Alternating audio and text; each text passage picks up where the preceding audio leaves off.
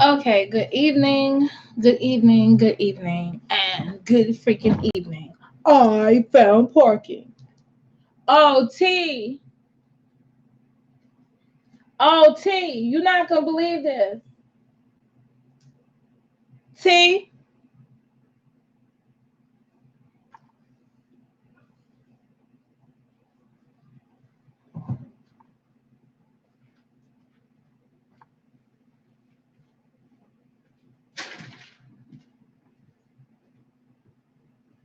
You didn't hear me? Where you at? Okay, I said the one that I called out before. I said, and I found, yeah. I know, but you know what? But I need you to put on my chain, my Chico chain. I did it. What did you buy today? Another candle? Yeah. You put the ticket in there?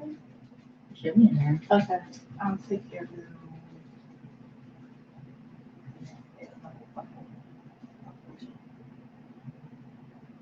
Other way, turn around. Oh, Sorry. my Chico chain. I was sitting there, I was like, ugh, how could I do without As it? long as your hands were up and no one could shoot you through the cloud, you're good. You be so patient with me. I'm gonna have to be really patient with these unexpected to learn how to drive. Yeah, I guess so. Now we drive off. Hey, Miss G. Yeah, we like from it. Yeah, that is just crazy. And now I get a whole ticket for a baby. Hmm.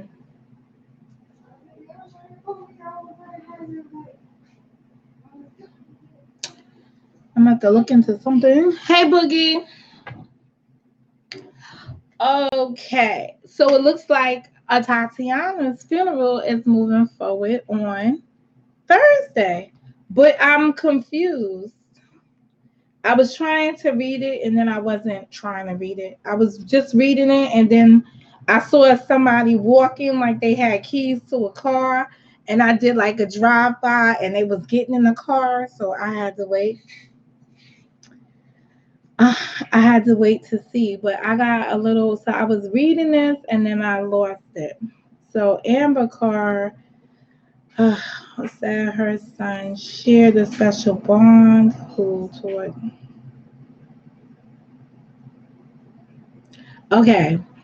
Good evening. Hey, Joy. Hey, Crystal. So check this out. So I watched the press conference that was had a couple of days ago, I guess, from the family of a Tatiana.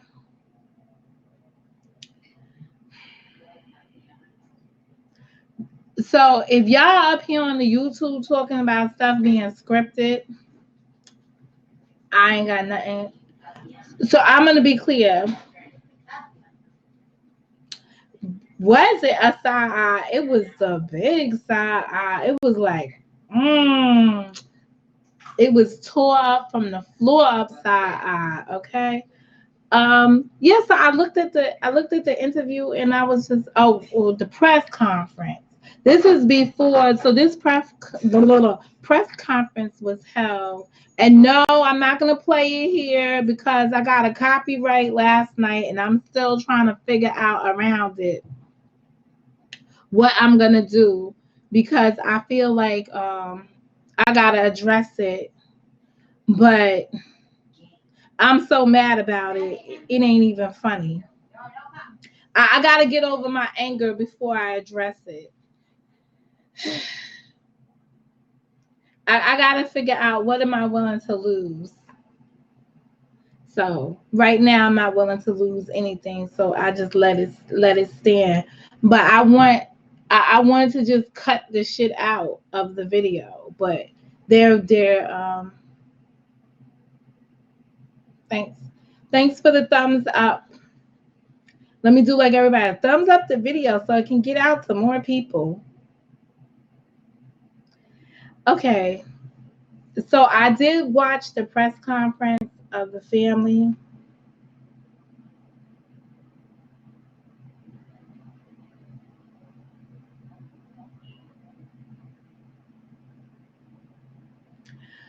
Yo, brother from another mother. Why I got inside the car tonight and this girl bought a candle from Bed Bath. So did y'all know that your Victoria's Secrets card works at Bed Bath and Body Works? They're owned by the same people. So she's in there buying expensive Alethea candles. Um,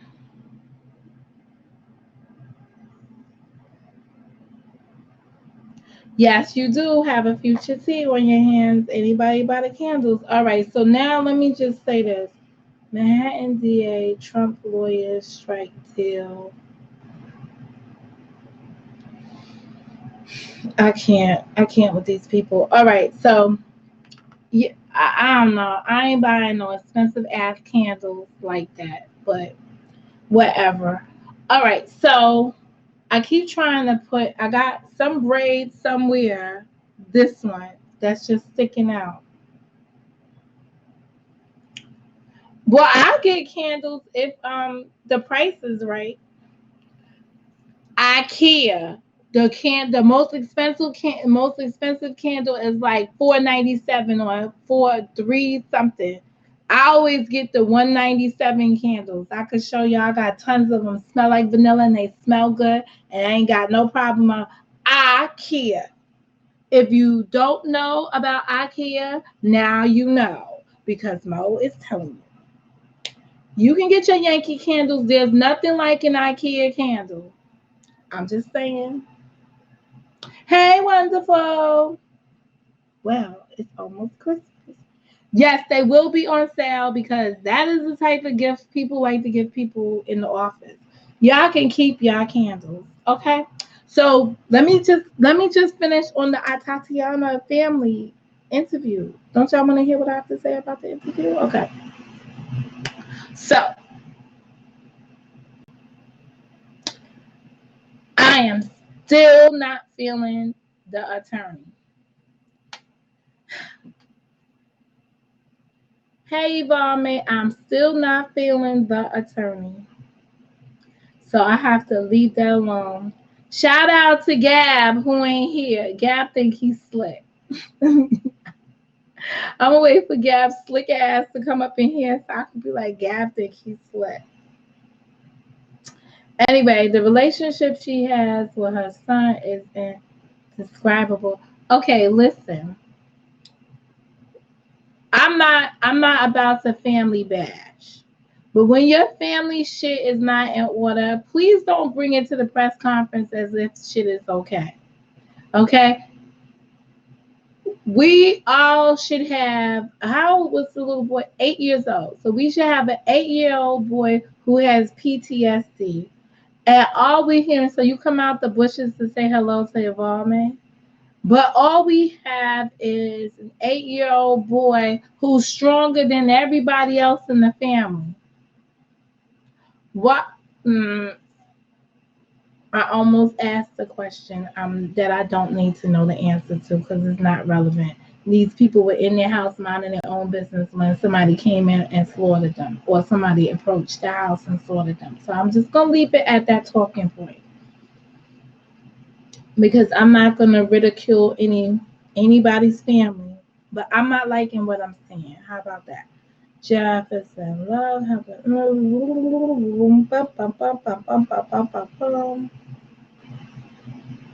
All right. So I'm assuming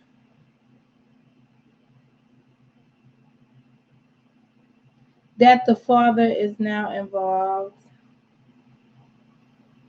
but the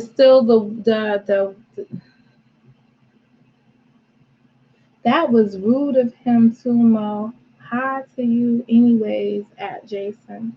I I know, I know, I know, I know.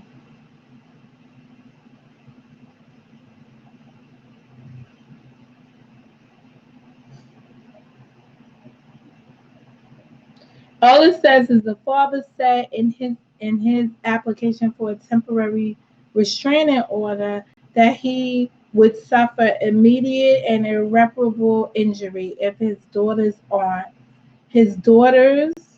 aunt were permitted to bury Tatiana without his um, participation.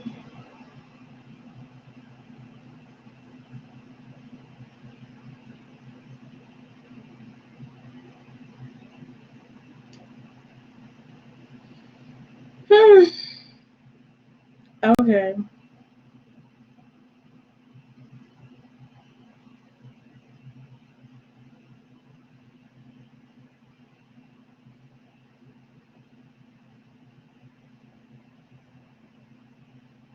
And this dude said the Carr family is invited. There is room for them. They are more than welcome. They'll be respected. They'll be treated with dignity, and that's what should happen. All right. So let me just see what arrangements change. Looked like it was a big change. The funeral services will proceed 11 a.m. at Concord Church. So I guess the Potter's house is off the table.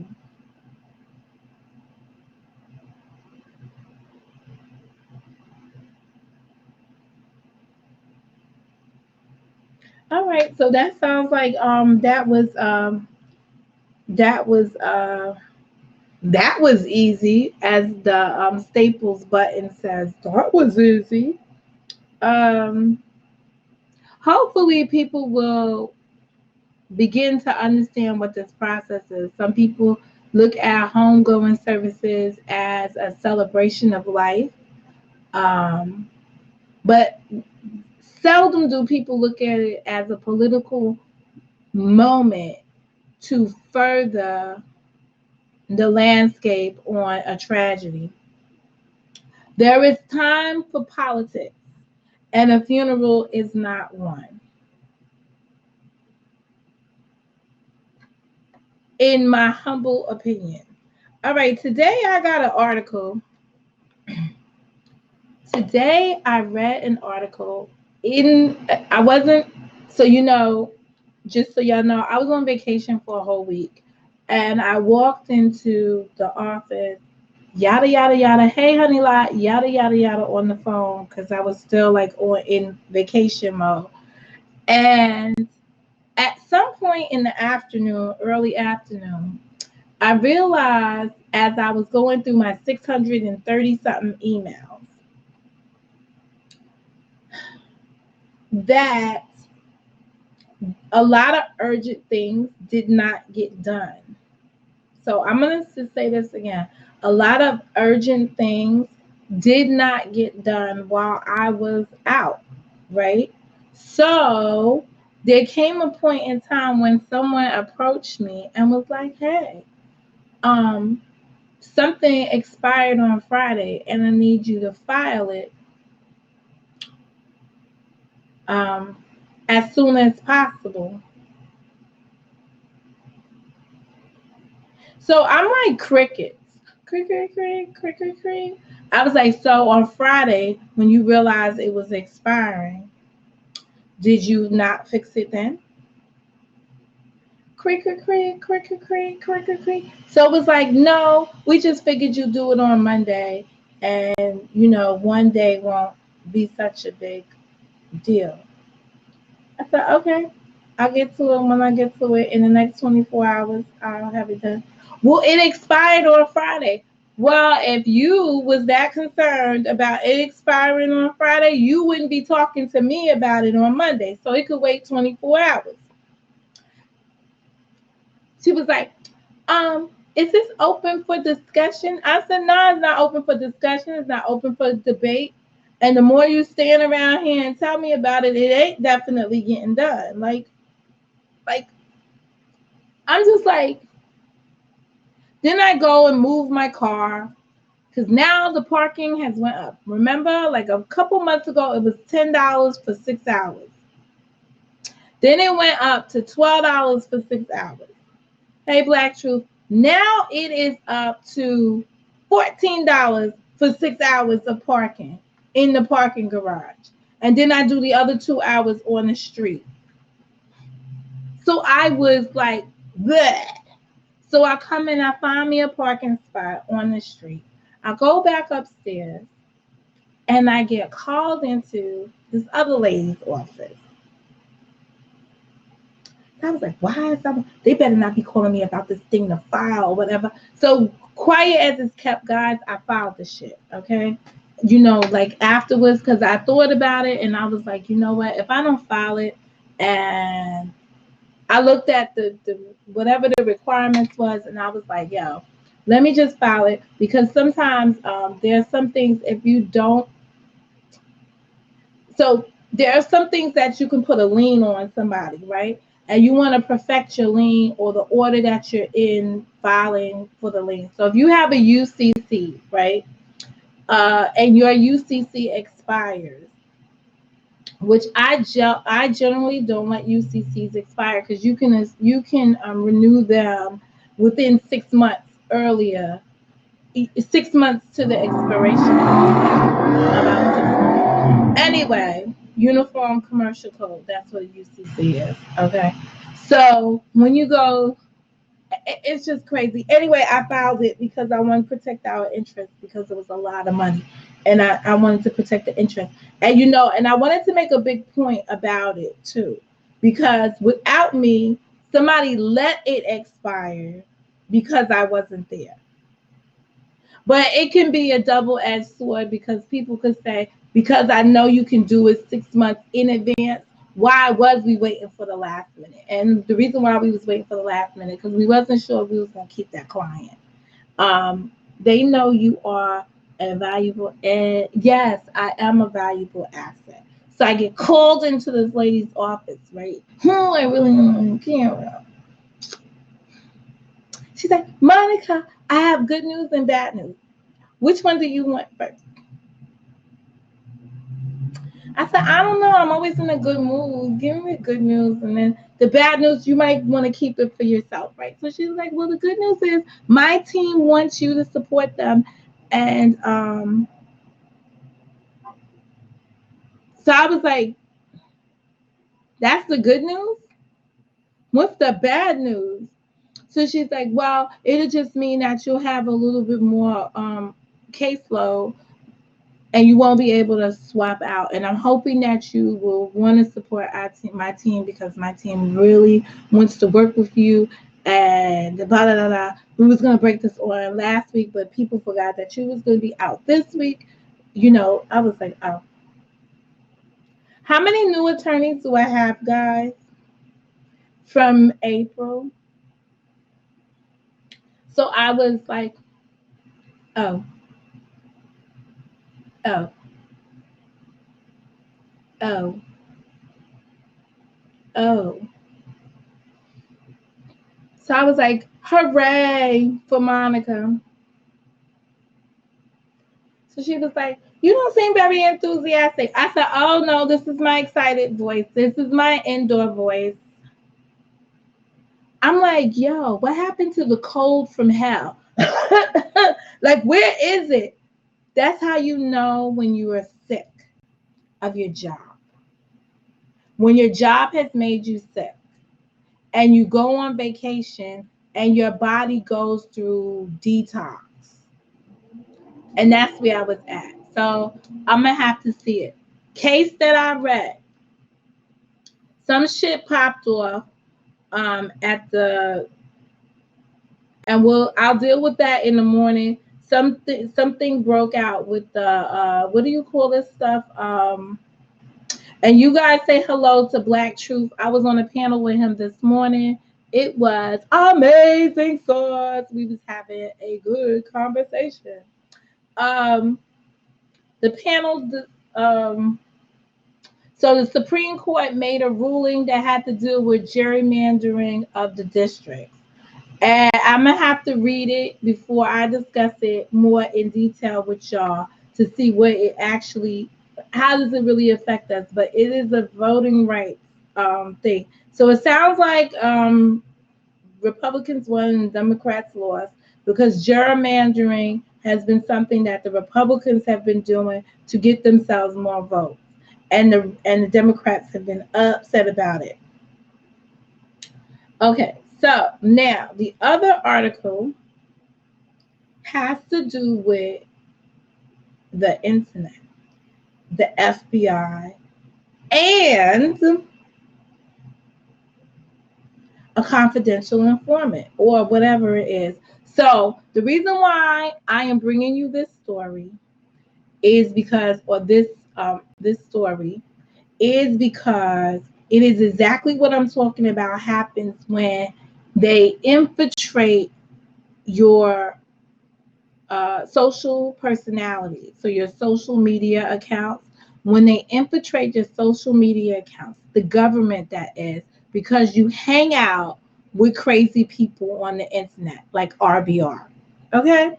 So here is a prime example of shit that's going on, that when you hang out with extremists up here, you find yourself thing.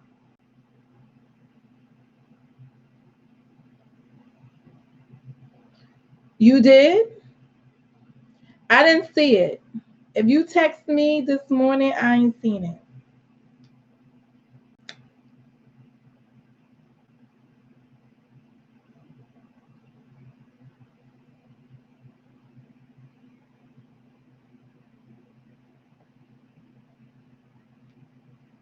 I got something where I wrote and I said I'll call you back.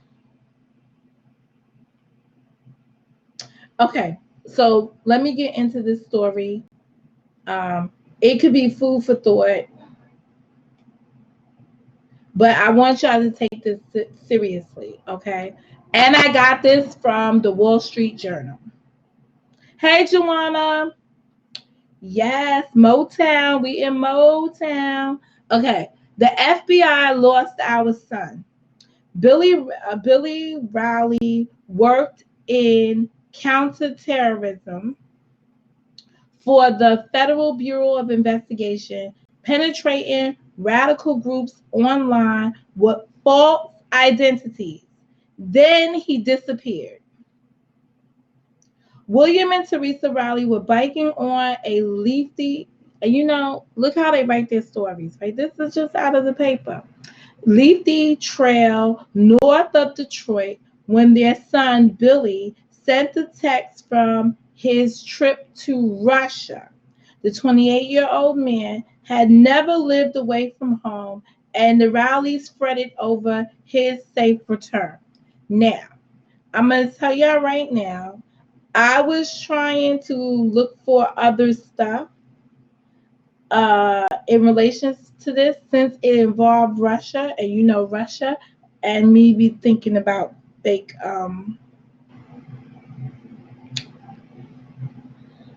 we be talking about fake shit, fake media. So I got my eyes on them.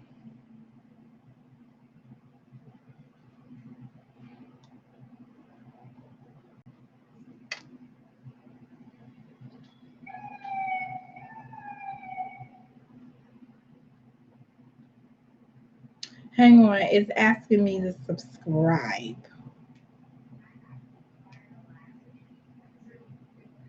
So this some bullshit. I read the story for free earlier. All right, let's look at this. What do I want? Do I want? Oh, they are their rabbit ass moms. Let me go find his missing ass in somebody else's article. Where do you get collusion from? What? And you doing the SP on top of it. I'm so mad at you. Now they don't want people to read the story.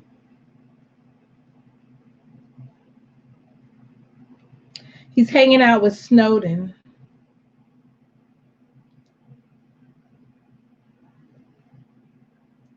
Oh.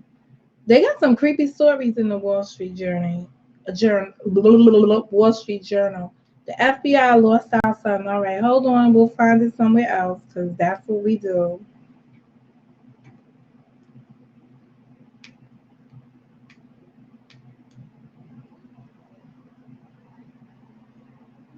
Can't be fucking with the FBI.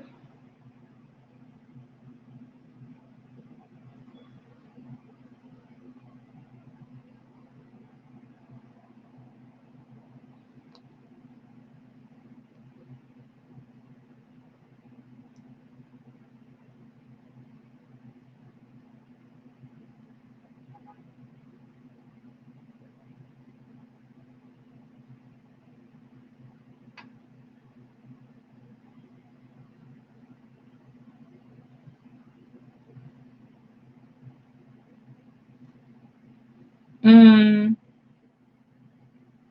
because of copyright, that's a audio thing.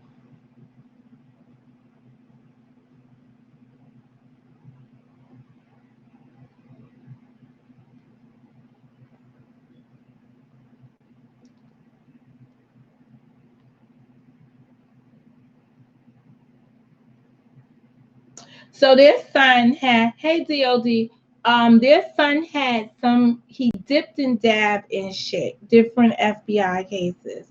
He was involved in the guys that bombed.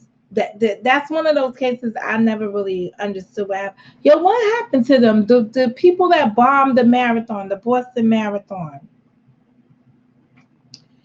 After the Boston Marathon, so over the years, Billy had delved into the Boston Marathon bombers, cultivated alleged Islamic State recruiters, analyzed Syria's civil war, and conversed with Russian-backed separatists fighting in eastern Ukraine.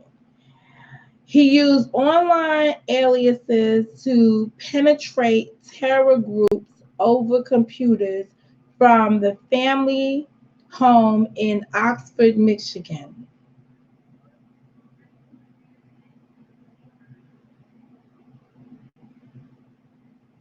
Who was supposedly killed? Wait, hold on. One brother was. Are we talking about the Boston people? The Boston. One of them was killed. The other one was left in jail. And I guess he was sentenced to life. The younger brother, Kakura, the one that was cute, they were saying they're cute. The older brother was killed on the spot. I remember because I, yo, I had the picture of his body laying up on the street. I was all up in it. What are you talking about? Like, I don't, man, please. They shut down Boston, had everybody locked in the house. How do you go looking for somebody? You got everybody locked in the house.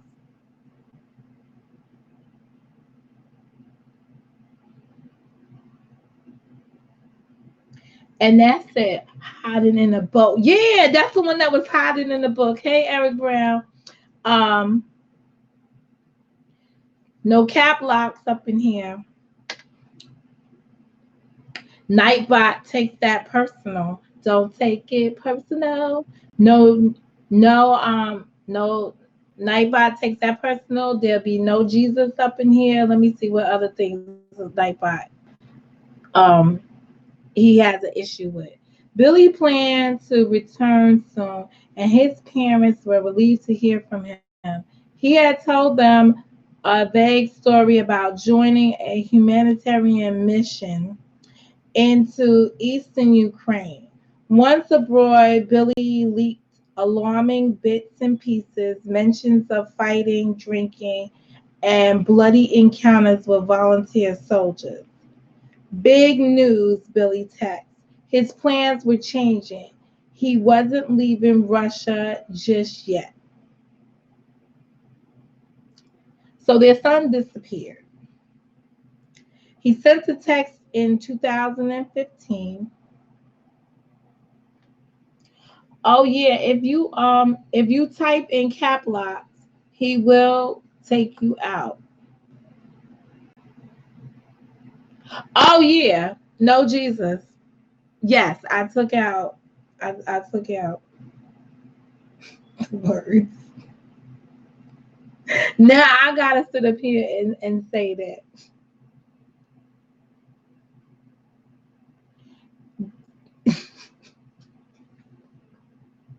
I gotta warn people ahead of time. Yo, I took out the words that the people come up in here interrupting my life with. I took it out. So we won't have no conversations about that stuff.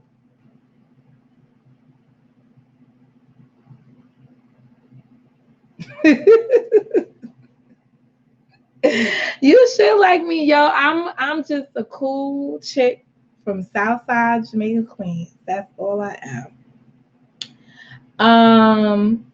The bottom line, this kid worked with the FBI, and he was involved in a lot of cases, which I'm not gonna go through.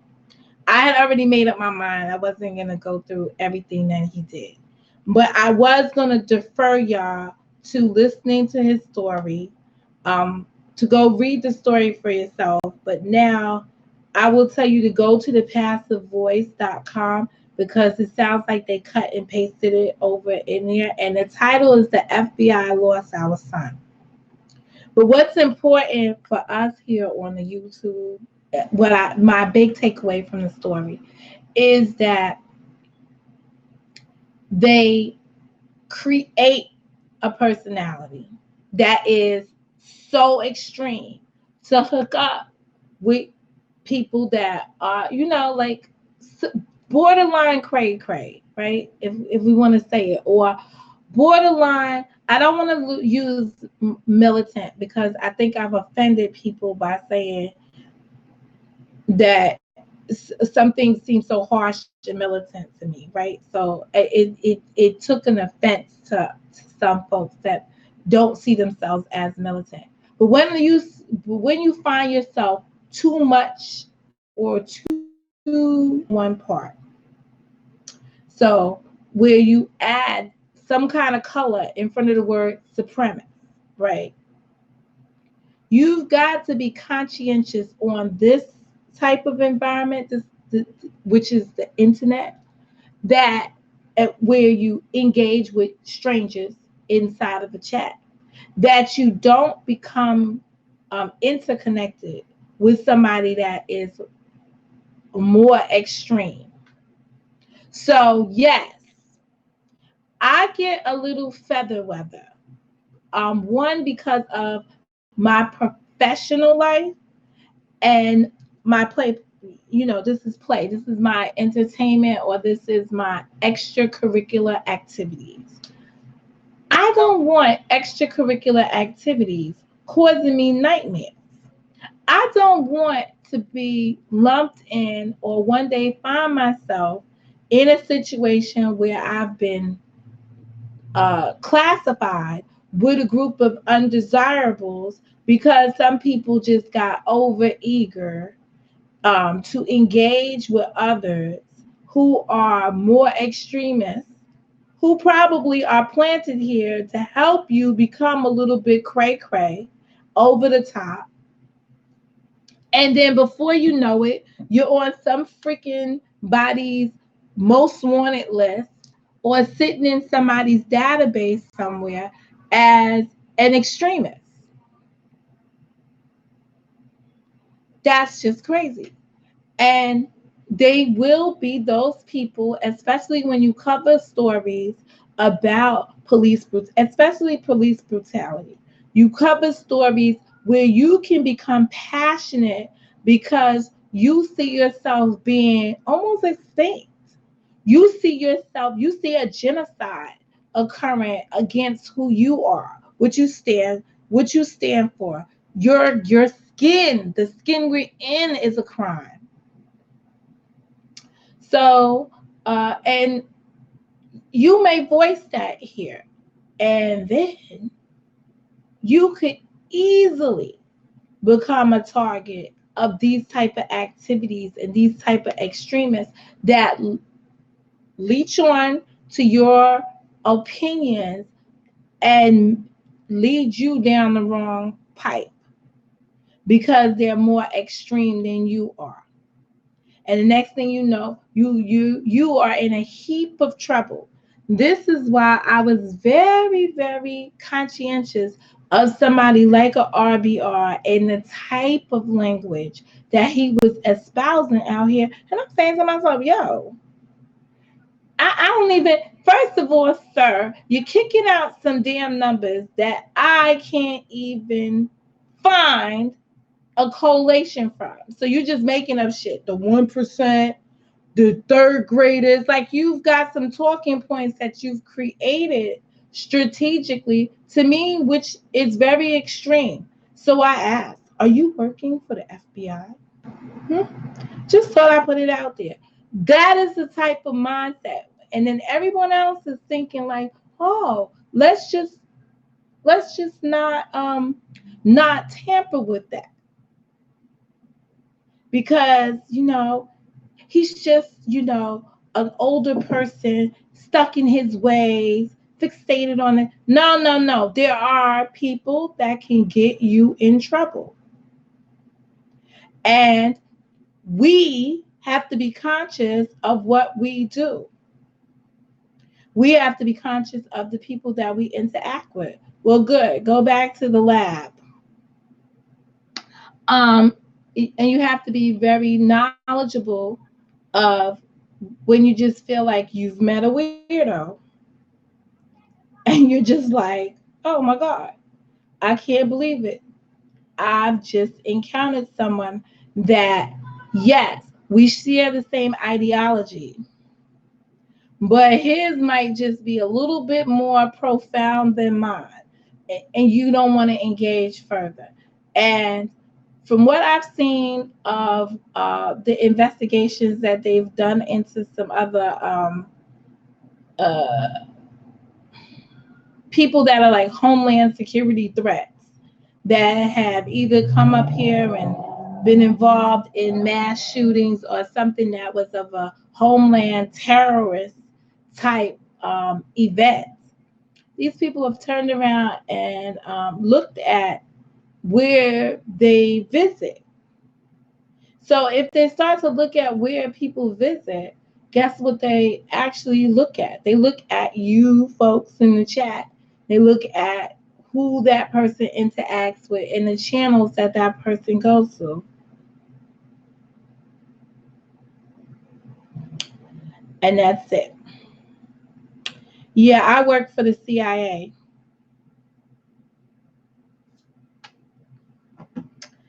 Anywho, it's disheartening to say the least. So I trump you. And that's about it. But also it can impact some of the places we go. So sometimes, like before you go popping inside people's chat rooms and saying hello, maybe you need to spend some time like really checking out the person's conversation and see if it's the chronicles you want to follow, because it can definitely get you in a lot of trouble or have you in a lot of trouble, or potentially could be a problem, or it could be a rewarding experience where you get to um,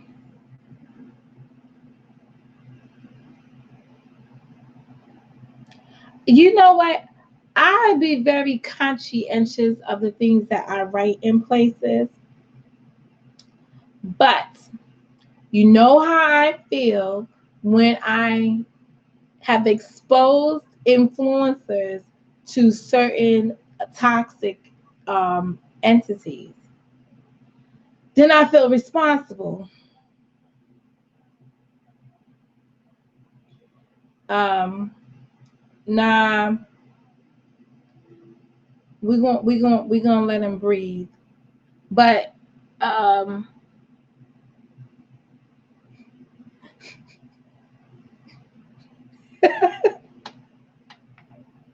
but you know what? I just know I know what I'm gonna put in there that would take a person out. I just got my letters. But in any event, just be very careful because there are some people who recently engaged me that I really don't know where they came from. But I was so happy to be off of K Street that I was enlightened by it. But as I'm starting to watch with my good eyes, and I put my good eyes on, that I just realized that it's not the environment that I want to be in. It's not with the folks I want to be on. It's not. So I feel a little responsible when I see people popped up in there that come from over here. I pop up right behind to just be like, I'm in the thing. I'm in the know. As an N-O. That's all I'm gonna say. That's a whole fact. You know, it's a shame that a person wrote like 8 letters, 8 rows of text, and took it back so fast that I could not read it. Anywho, uh, that's about that. Any questions, concerns, or comments that don't involve the FBI this evening that anybody would like me to address? So we know Tatiana's funeral is taking place on Tatiana Jefferson.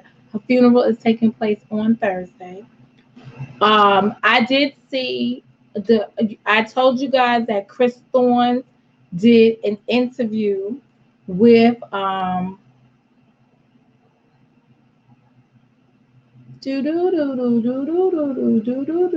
with the neighbor, and I saw a interview of Chris Thorne today because he interviewed the neighbor, um, which I found very interesting.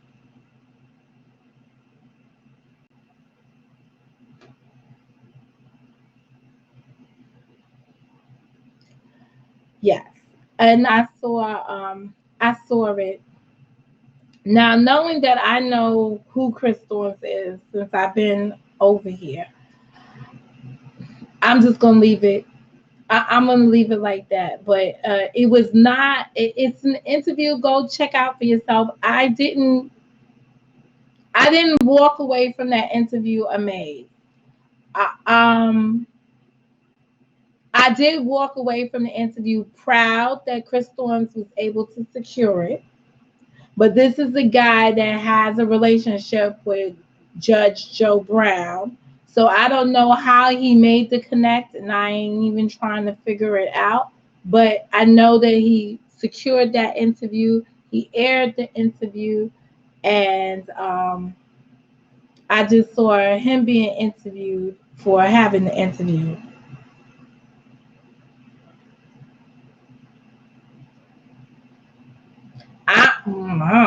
I don't really care for him. I'm not even gonna lie.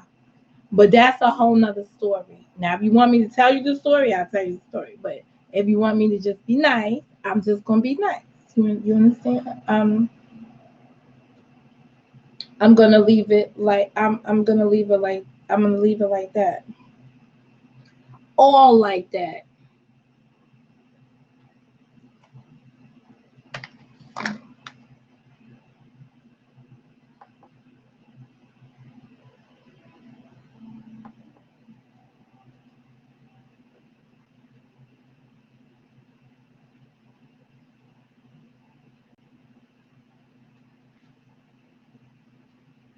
What? Well,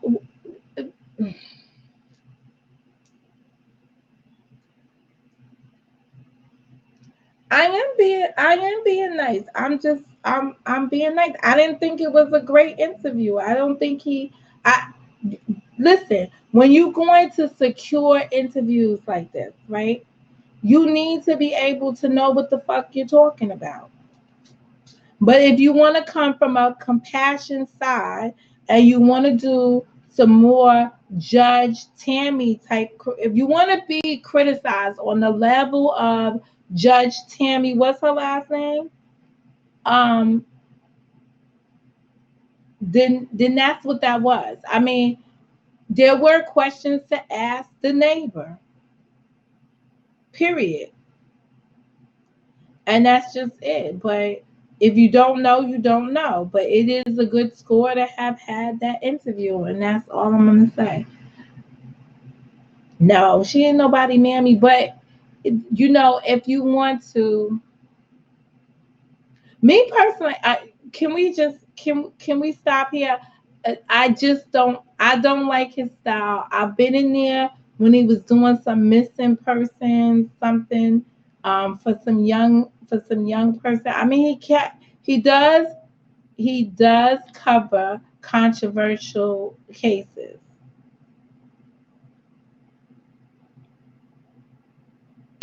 All right, so it is Tammy Kemp. All right.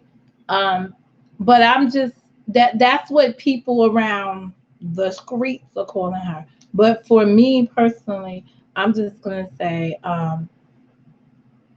if you want to be embracing people, y'all are killing me. Y'all are killing me today. Y'all could be politically correct. I'm going to sit up here and keep my mouth shut, and that's that.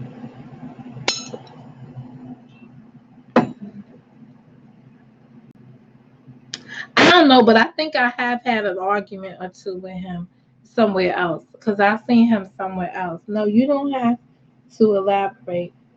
Yes, ask, be nice or not. Well, I don't like him. So that this just that's just it. I got a right not to like him. I understand now that some of you like him, so that's good. If y'all like phony fuck up, then that's great.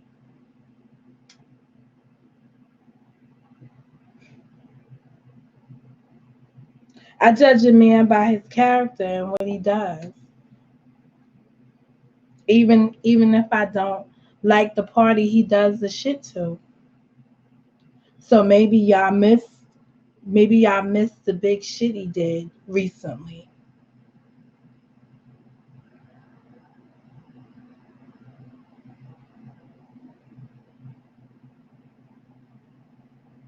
And that's it. No, where he comes from, Memphis, Tennessee.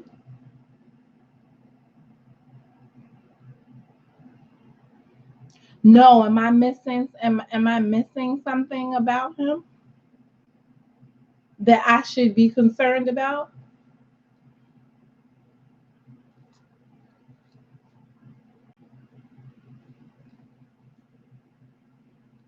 Which person?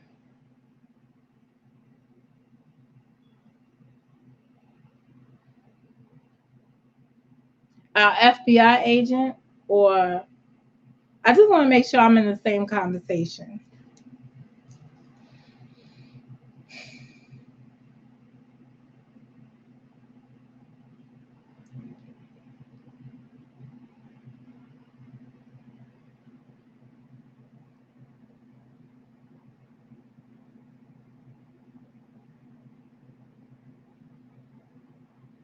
Are we talking about the guy with the interview?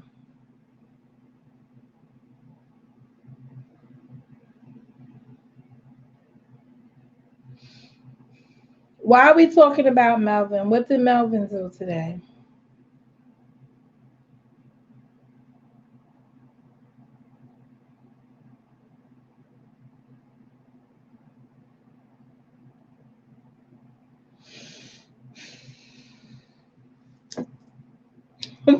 See, see, see, see. I've been a couple of places that y'all haven't been, and I've seen a couple of things that y'all hadn't seen. Mm, mm, mm.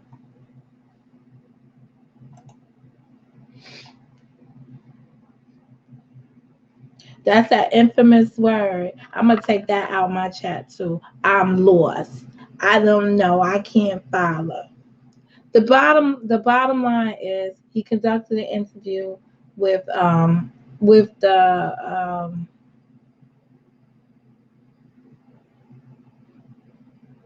He conducted an interview with the neighbor, and he was accredited for getting the neighbor to admit that he walked across the street and tried out the house, or he before he called. But this is what I'm gonna say. That's a bunch of malarkey. And I was still trying to figure out where one would get a conversation point to say that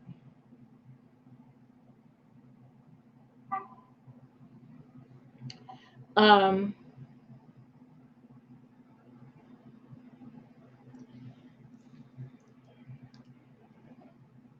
okay, the neighbor,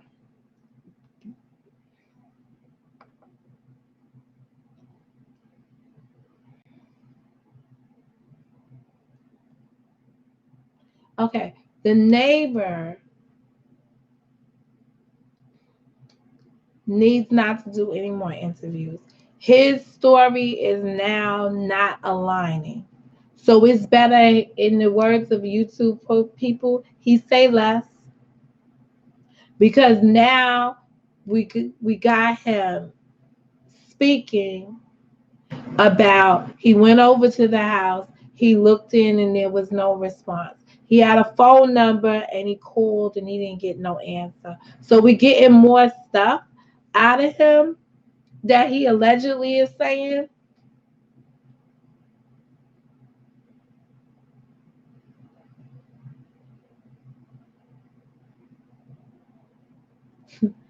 So that he's allegedly saying, I'm keeping supremacist words out of here because we had got an influx of supremacists from either way, from either spectrum. So I did block some words that would be um that would be words they would use.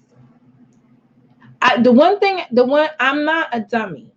So the one thing I do is observe very carefully. You come in and you fucking attack me, understand I'm gonna fucking fight back. So all those people that came in here that day with all that nonsense that they came up in here with, I took heed to the conversations and I made sure I handled my business with that. The neighbors shouldn't talk like Cowboy from the Nipsey psyop.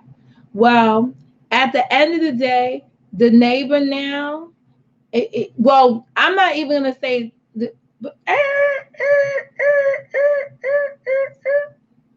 I'm going to say this. The neighbor should have just stayed out there crying. And that's it.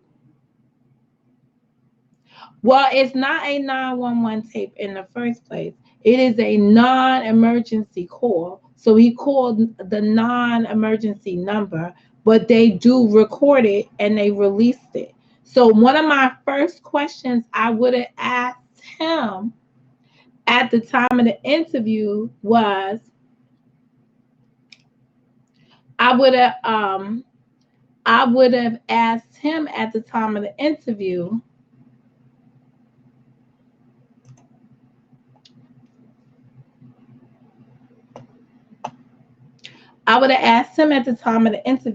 would have been, did you hear your recording? Did you hear the release of your call?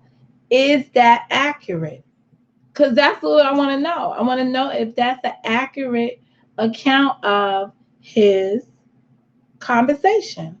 Oh wow! So why did the police come defensive like that? I don't know.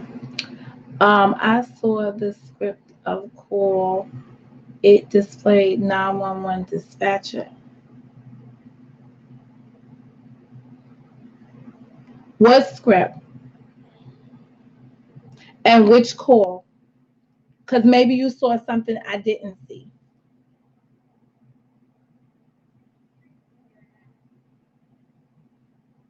Maybe you saw something I didn't see. DOD, you're killing me.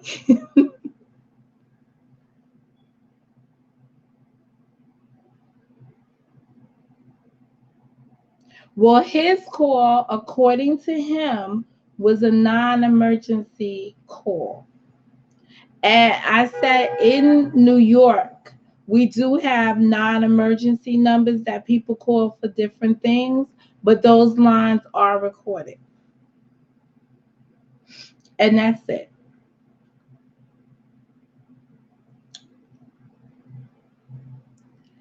A rose by any other name is still a rose.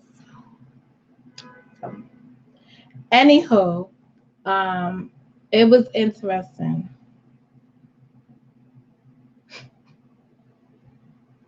I know. I know. You just gotta love it. You've got to love it. You've got to love it.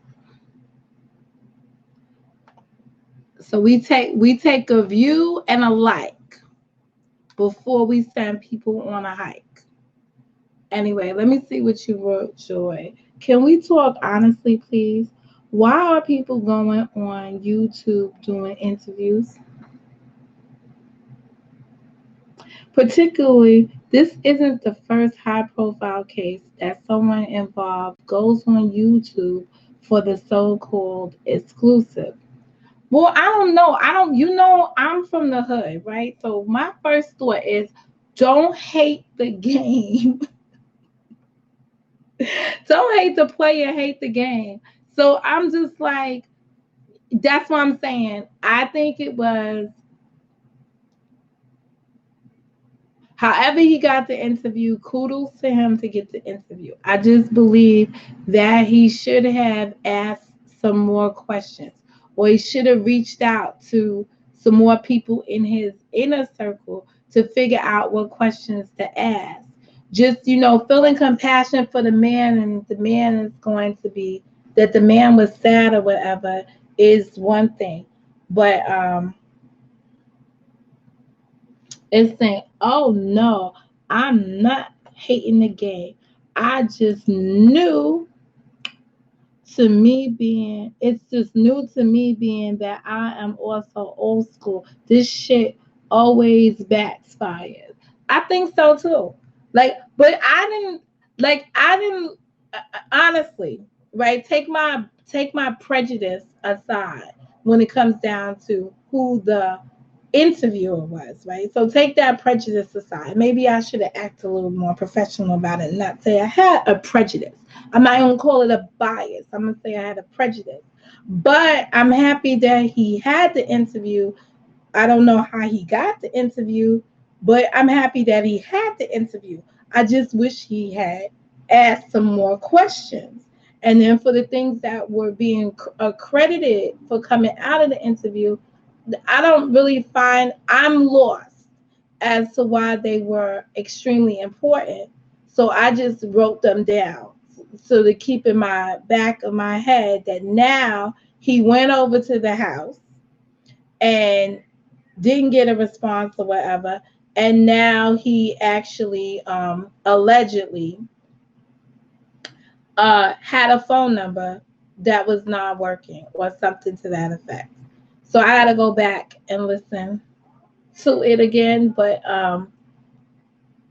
when I just heard the coddling of the witness, I just was like, all right, I'm over it. I was over the interview with that, right? But, um, I'm not that man, so I don't know what it would feel like to have called for help. And actually, when I heard the call, I really didn't hear help.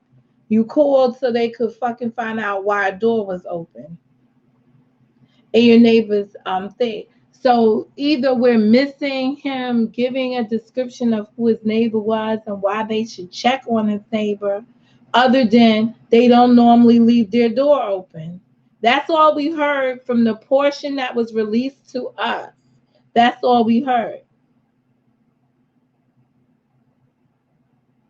That man can't pay. Listen, could we please?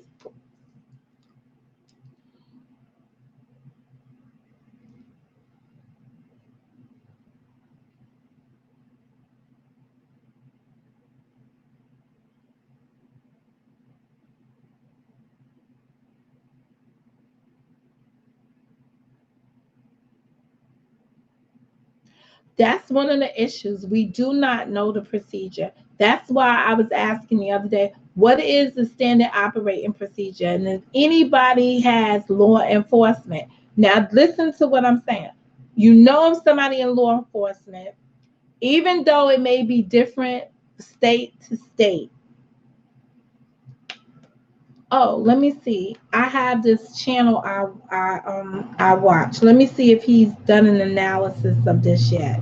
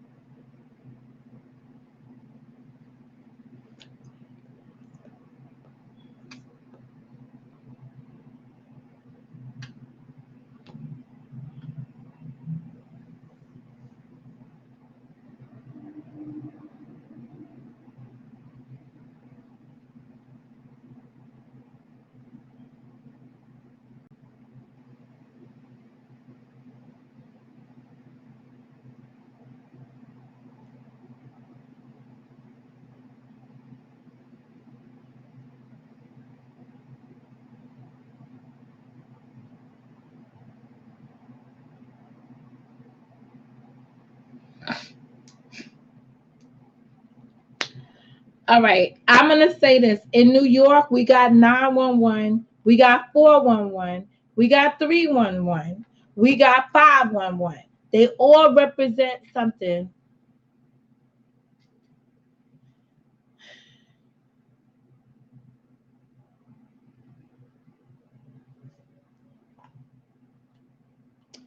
Boy, we got fans today. We got fans today.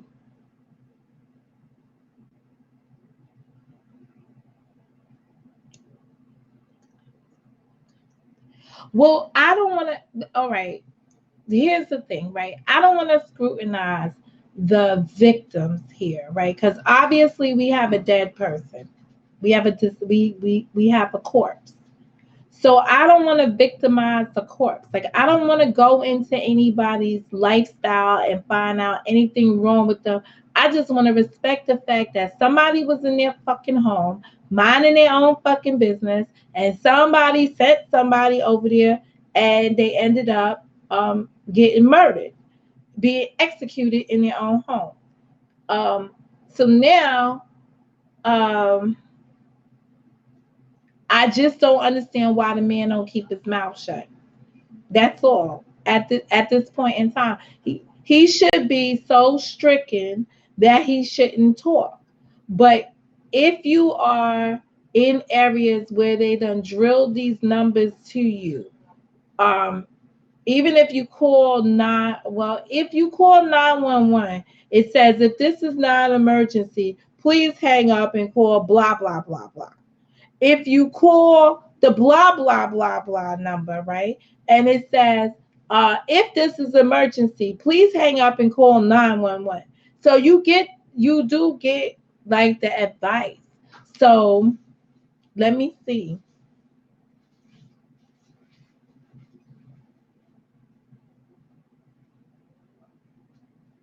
Let me see something.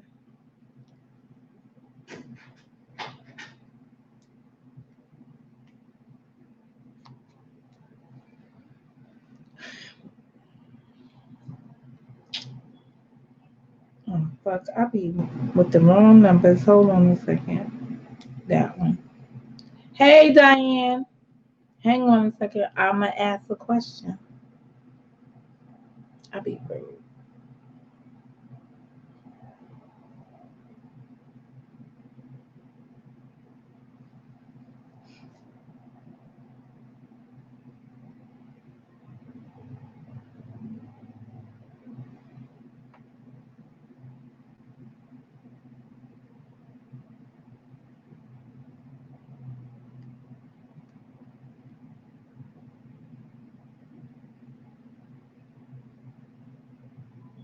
Hey, I'm doing some research down there in Texas, right?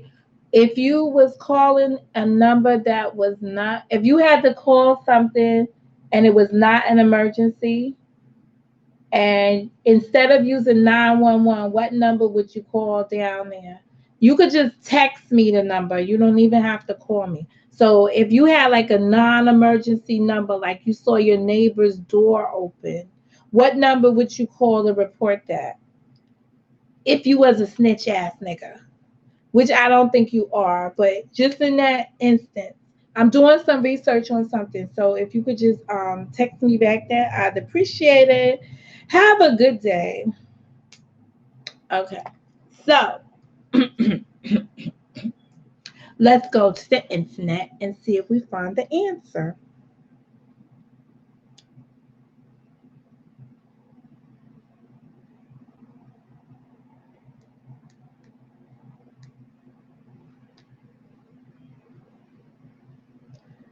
Looks like I ain't the only one texting that shit.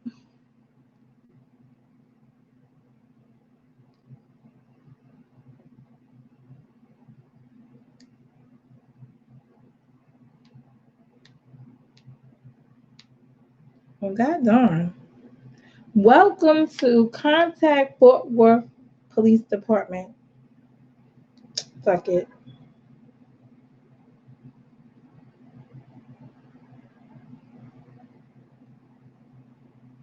So y'all saying like who just knows the non-emergency number?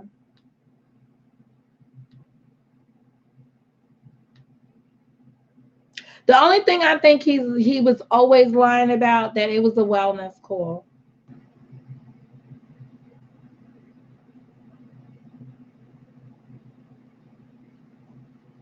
That it was a wellness call.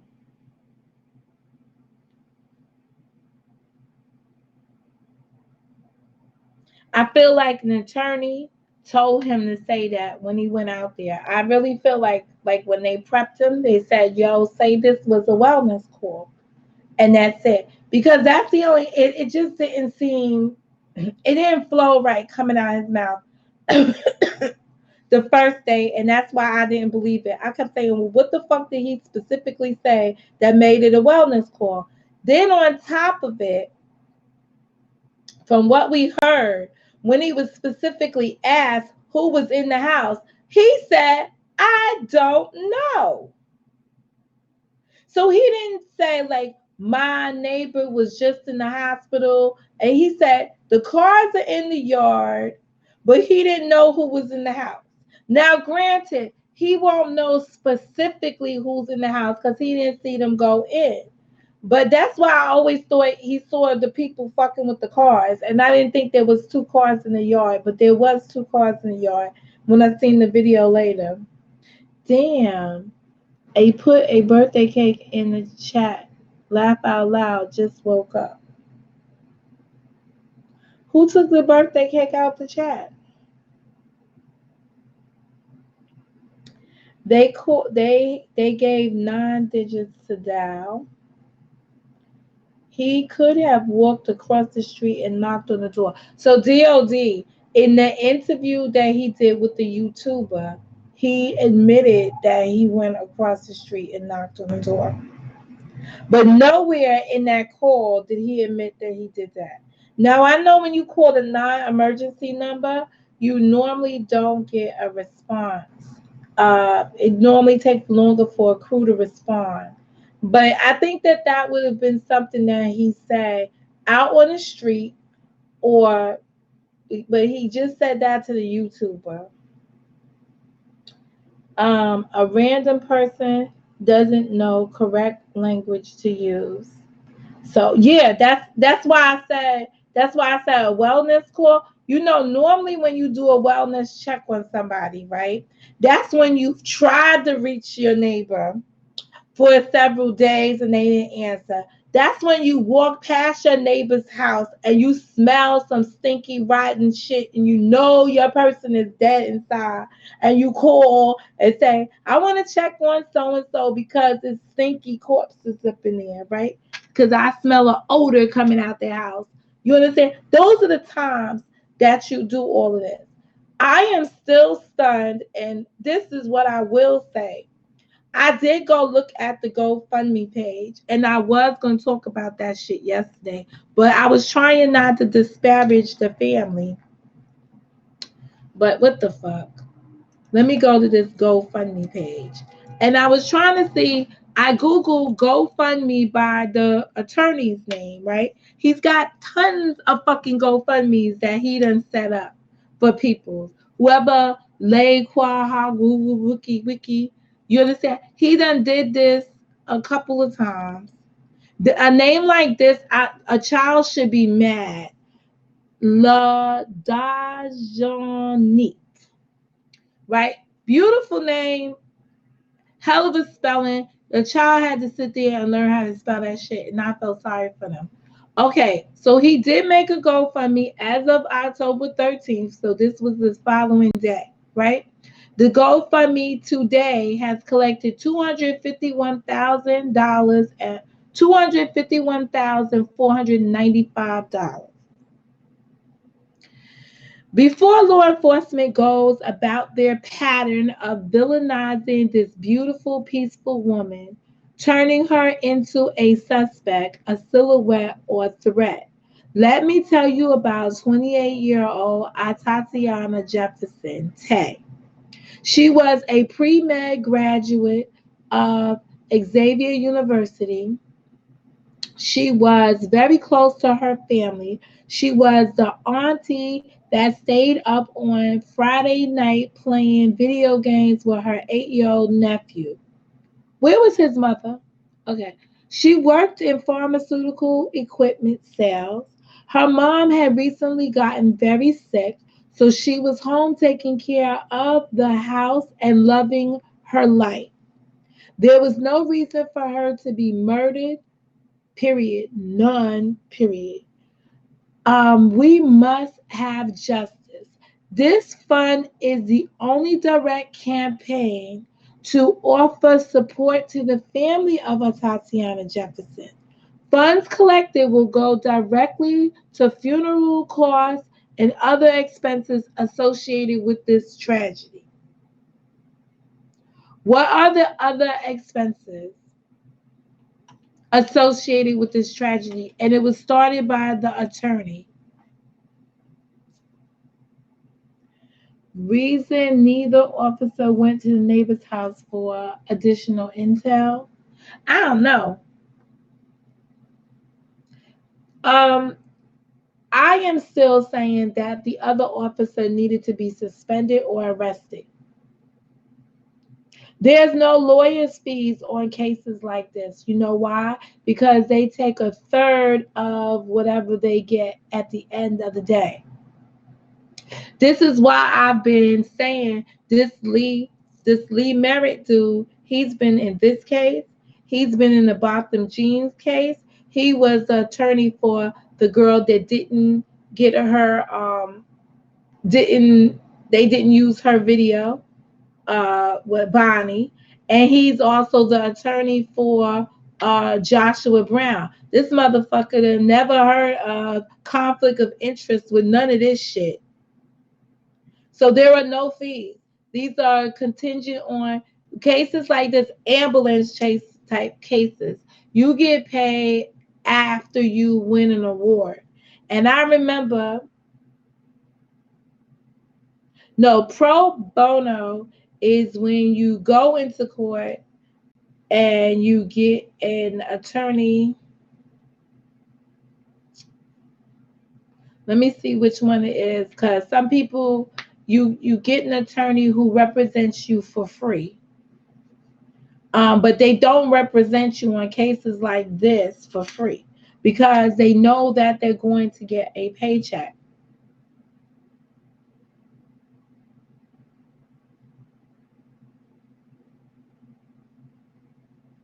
Hi, hi Daniela. So that's what that boils down to. So there's no other expenses. Then so this whole GoFundMe really is null and void because they had athletes who paid for the funeral. You understand? One athlete paid and then another athlete paid, right? That's what we've been told. And then they have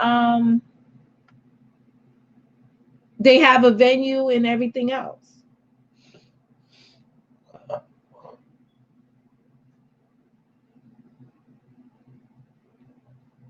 So I don't understand what's going on.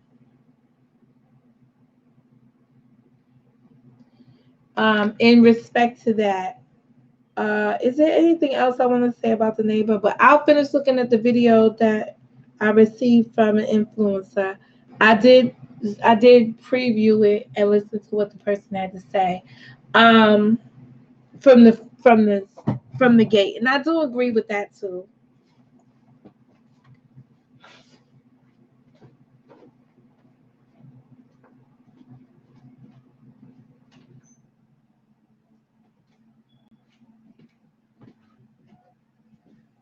And I do hate when I'm critical about people. I do hate when I'm just critical. Miss Chi going to drop my info in your comments. The NRA is heavily involved behind the scenes. Where are you coming? Where are you coming from with this? Where are you getting this from, Jason? It'd be nice if people got to fight it. This is my thoughts. All right. Maybe I'll open up the calling line. Hey, Gab, these are my thoughts. Why are we even talking about the castle doctrine again in another case where the homeowner didn't get the bust a gap? The homeowner didn't get an opportunity to bust one. The only homeowner that got an opportunity to bust off at the police officers, right, is the one. They're dead too, right? That's the house from January. That's the Houston, Texas home wherein the person was the husband, wife, and dog were murdered on a no knock warrant, which means that once again, you have homeowners who were startled when the police entered. And the police are saying we had a warrant, but we had a no knock warrant. All right. So they got away with not knocking and killing these people for the moment. And then when they went back in and started to investigate themselves, they saw that the evidence leading up to the warrant did not match. And they couldn't corroborate who the confidential informant was, what kind of drugs was supposed to be purchased, where were the drugs checked into, and that's about it. And that turned into a whole big story. So, where are you getting this that the NRA is with the castle doctrine?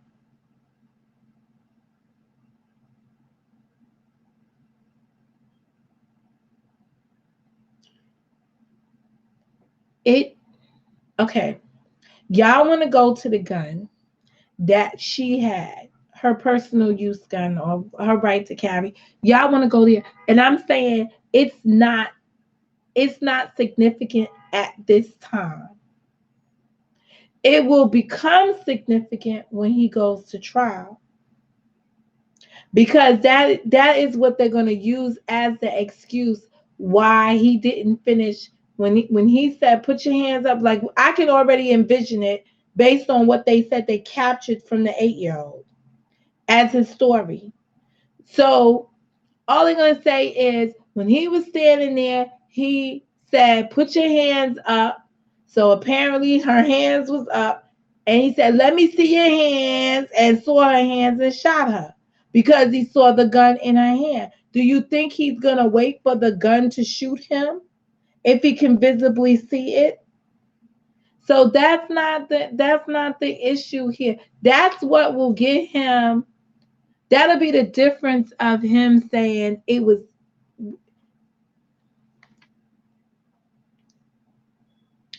I'm going to revert y'all back to what Texas law says so that we just use the same language.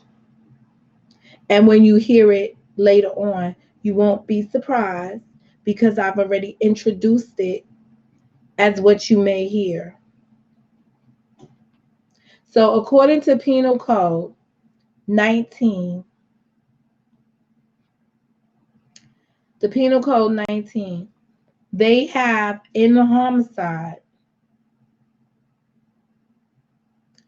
they have two things that murder, two defenses: adequate cause, which means cause that would commonly produce a degree of anger, rage, resentment, or terror in a person of ordinary temper, sufficient to render the mind incapable of cool reflection. Now I don't know what the fuck that is, okay? And I just feel like that's when somebody's whipping your ass and you just that is, what do you call that shit? Self-defense. So they call it adequate cause. They don't want to say self-defense, so they call it adequate cause. The second defense to murder in this state is sudden passion, and that means passion directly caused by and arising out of provocation by the individual killed or another acting with the person killed, which passion arises at the time of the offense and is not solely the result of former provocation. So basically, they're going to say that he had provocation because he saw the gun, and he acted because he saw the gun. This is why they lied and told us that there is in the warrant. It's one or the other. Either the police report at the time, what was being reported to the community. Now, if you tell me that this shit came out of the mouth of Lee Merritt, then I will just only refer to the affidavit. So it's the arrest warrant affidavit, which clearly states in the arrest warrant affidavit that the police officer, Aaron Dean, did not provide any statements. He refused to be interviewed. He declined, not refused. I want to be like, politically. He declined to be interviewed in respect to this case. Since when you have, so maybe they have maybe their standard operating procedure policy is that when an officer is involved in a shooting, they don't directly question him until who knows whenever. But this officer did not provide a statement. So how do we know that he was in fear of his life? What was it? He felt a fear, or it was reported that he was in fear of his life. Whatever he used, whatever terminology he used, meant in fear of his life. imminent threat, or it was some kind of threat. He perceived the threat. There was a perceived threat, is what I remember seeing. So, where the fuck did they get perceived threat from? That's what's important. So, perceived threat is that damn gun in her hand, perhaps, allegedly, which will be, which may conclude that he has sudden passion as a defense. Now, the only other thing that I see that they're trying to build by what they said is that he was reckless or negligent because he failed to carry out his duties as an officer. But I feel like everyone failed to carry out their duties as officers. He wasn't alone at that call. He wasn't the only one who did what he did.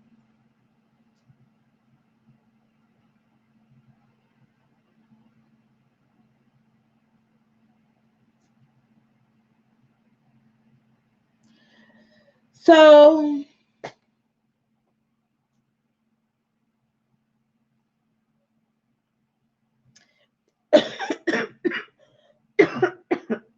he intentionally or knowingly causes the death of an individual, intends to cause serious bodily harm, injury, and commits an act clearly dangerous to human life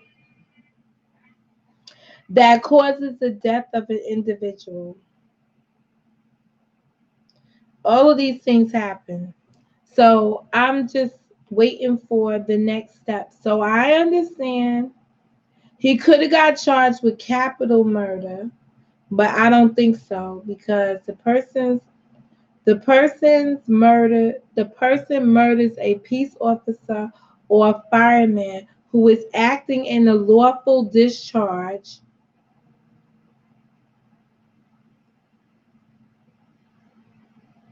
Okay, and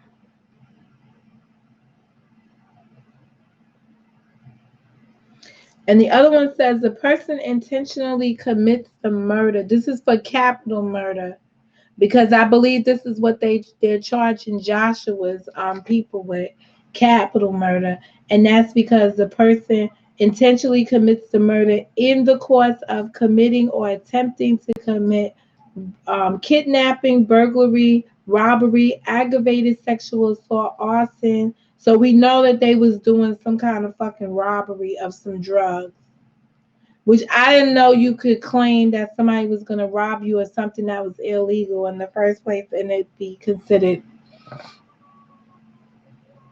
So some shit was going on there. That is that is capital murder. Where's the other one that's lesser?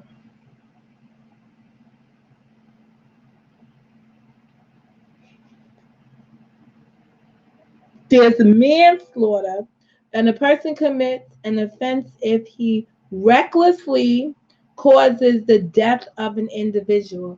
Now, he's got all the makings of manslaughter, right? Because he didn't announce himself as a police officer. So you can bet your bottom dollar that this lesser charge is included in his higher charge of murder. Then there's the next section, which is criminally negligent homicide. A person commits an offense if he causes the death of an individual by criminal negligence. An offense under this section is a state jail felony, but it doesn't describe what criminal negligence is. But I'm sure because it's a lower one, it'll be included in there as well.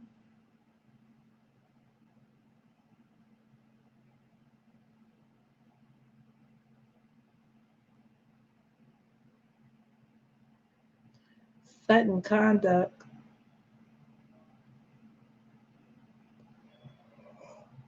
Okay. I really hope the right charges are filed also. Oops, laugh out loud. Allow the judicial system to do its job. Miss G, what I don't like, why was the partner not suspended? I don't know. But I've been saying that for a couple of days now. Hopefully somebody else will get on the band, will understand the merit of why isn't the other officer suspended when this officer um was younger.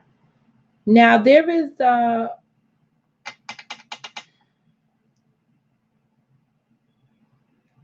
I'm mad because I had something else that told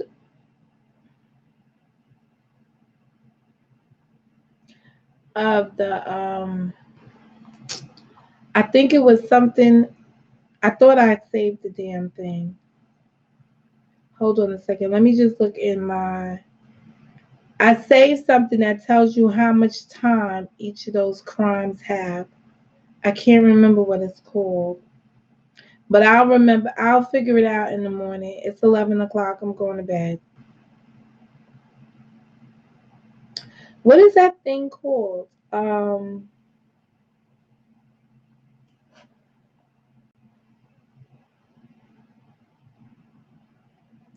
What is that thing called? Make sure y'all hit the like button, cause the dislikers always hate this shit. Oh, but that's just because they be mad. Chrome, where are you, Chrome? Let me see if I put Chrome over here. I did not. So that means it's in a folder up here. I wish it would have kept all my things. All right. This is that. Oh, I can't wait to go see this apartment. All right. This is that.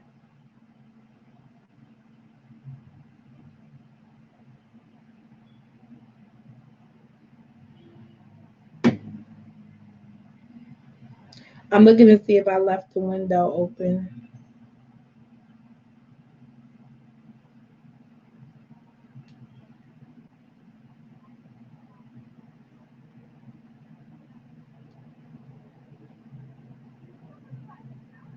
It's some kind of I have to find it. It's not the penal code. It's like a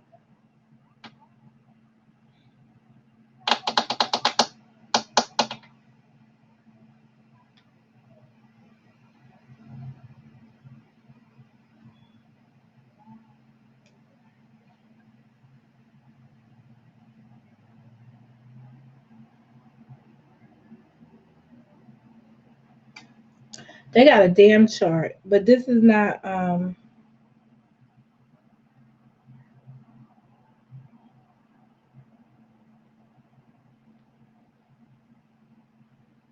oh, here it is. It's called penal code offenses.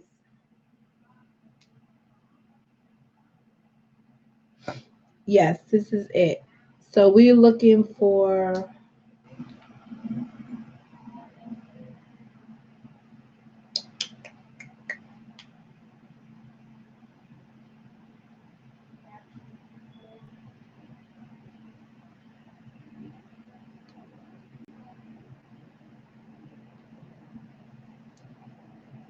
all right, capital felony. All right, so what did I say that was chapter 14? The other one?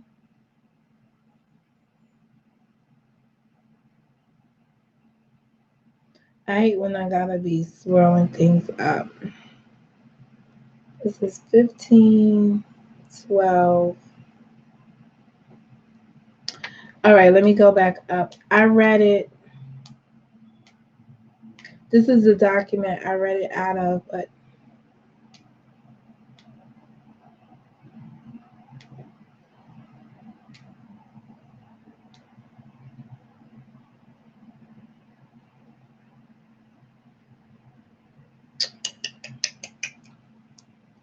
all right. Punishment by offense classification 2. capital felony, first degree felony. All right, imprisonment in the institution, division of life. Right, so we know that first degree felony, which is that murder, is anywhere between 5 years and 99. All right, the one below is second degree murder. It's imprisonment for not more than 20 years and not less than two. So it's 2 to 20. And on that last one that I told you, it is 2 to 10. So he could either get 2 to 10, 2 to 20, or 5 to 99 if found guilty. Those are the numbers we're looking at. So the least amount of time he could do is 2 years, and the most amount of time he could do is 99 under what happened here. Did someone ask me, is he out on bail? Yes. The answer is yes. Someone asked me that the other day. I think he went with an intent to shoot. It's just something missing from this story. I believe there is something missing from the story. It's called the truth.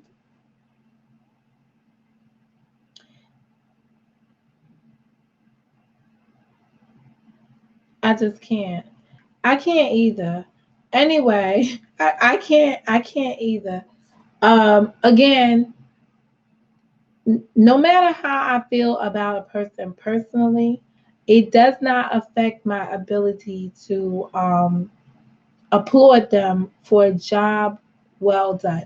And getting an interview the next time around when these shit start happening, we gonna be out here soliciting for interviews and trying to get me. I'm gonna be trying to get an interview with some fucking people. I never thought about that, so I'm not even gonna lie. But moving forward, I will be looking to get me a goddamn interview.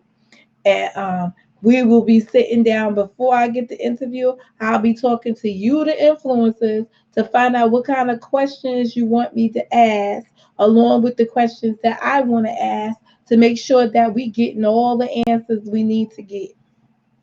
Um, and that's it. And not feeling so hopeless. Oh, what? I will be right out. Listen, I'll be sitting up here making the paper bleed, trying to figure out because there's not that many questions you can ask this guy, right? But clearly, if they release the audio of him, you could ask him, "Yo, is this offensive? Is this what you actually said?" But when you got somebody up here in a skelly and some lawn johns on day one, explaining to you that that he's devastated because he did a wellness call. I just want to know who is speaking to. And I do know another YouTuber who went over there to the house in that evening and, drove by it, walked outside of it. Where was that neighbor then? But news vans were parked across the street. And I wish I could go back to her video to see what across the street looked like. But in any event, um, it just is what it is.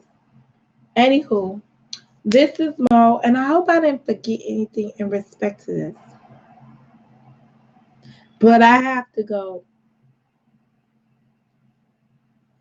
You're not going to hear that. That I do not believe that you will hear from the officer's partner before this time to testify in court. And that's about it. What we need to hear from, that's what I was going to go from any officer to see if they have an opinion about. So I happen to be subscribed to an officer.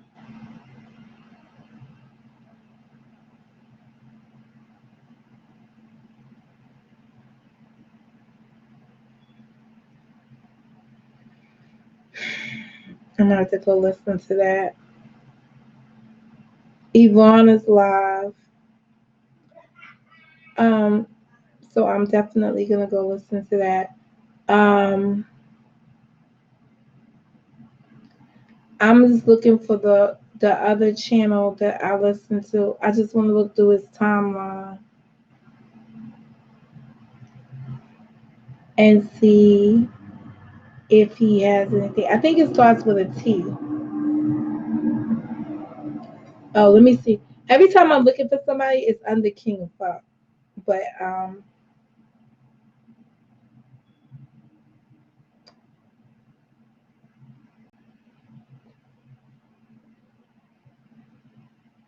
think like a cop. Good night, Diane. Think Like a Cop is one of the channels that I watch a lot because he gives you stuff from a police officer's perspective.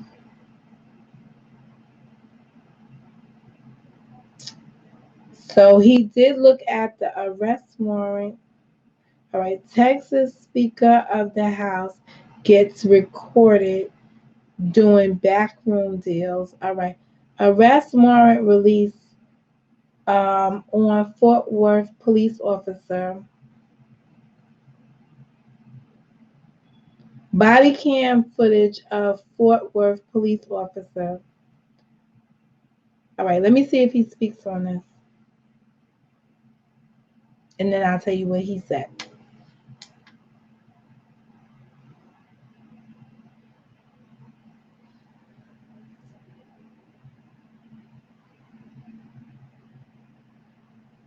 He's got the same footage we all got.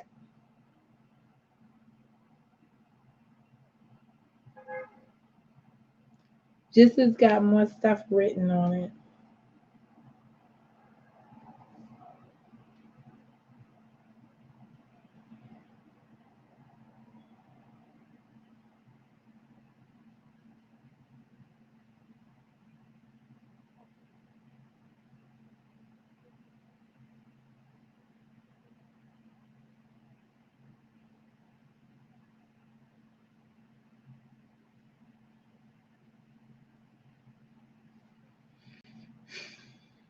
I think he just has the footage.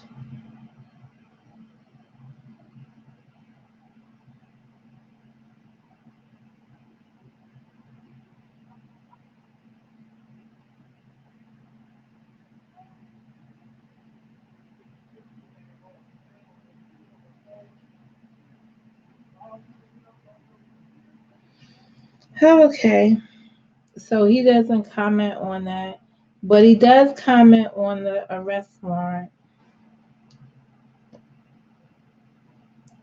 Let me see if he says anything. I will listen to this and see if he says.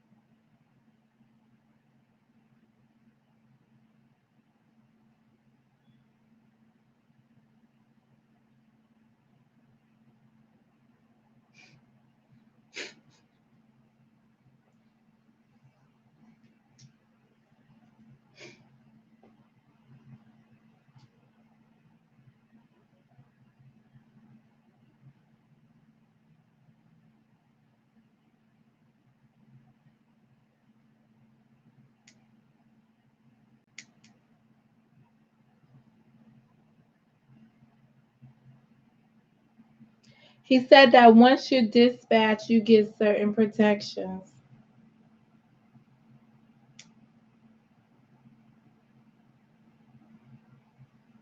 I'm gonna listen to this. His channel is Think Like a Cop. Um,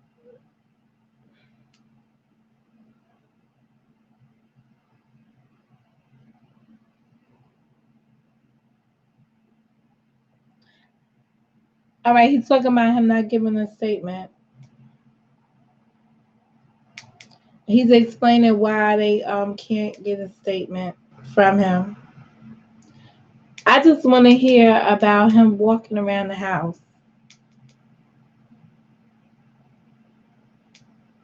I think though he's gonna say you have to have a warrant. Anyway, I'm gonna listen to that before I go to bed. It's 30 minutes. I want to hear it in its entirety, so I can have from a perspective of an officer. Do you know? I know the other lady, the lady officer that's on here is a black officer. She has sergeant something. I'm subscribed to her too, but I don't really like listening to her. I think I just subbed to the channel this week. All right. Yeah, he's a white dude, former police officer, but I've been watching him now for months. I want to say at least since August or early July or late July. I've been watching him, and I like the way he is whatever wing they are. He's not left wing, so he's right wing. Yeah, Dorsey, I watch her too, but I don't be impressed with her commentary. I watch her for other reasons, but I watch her one because she's a woman of color, and I do support women of color. But I also watch her for different perspectives that she gives, but I'm not inclined to say that I've seen her with this whole breakdown because she still goes on local medias and she does interviews. So I don't think she's breaking down police stories like this. But I'll check her out and see. Anybody else watching it? I'm waiting for your question, Jason. Anybody else? Yeah, her fro is serious. Her fro is serious. Her attitude is serious. Like she's everything about what it means to just be a woman officer. And she's a retired police officer. Yes, she's no always on CNN. I think that's one of the channels that pick her up a lot. So I doubt that she'll be doing a full analysis of what he did as an officer. More or less, she probably gave an assessment. I think she gave one on Amber Geiger. But it is what it is. Jason, what is your question? All right. This is Mo. I got to go.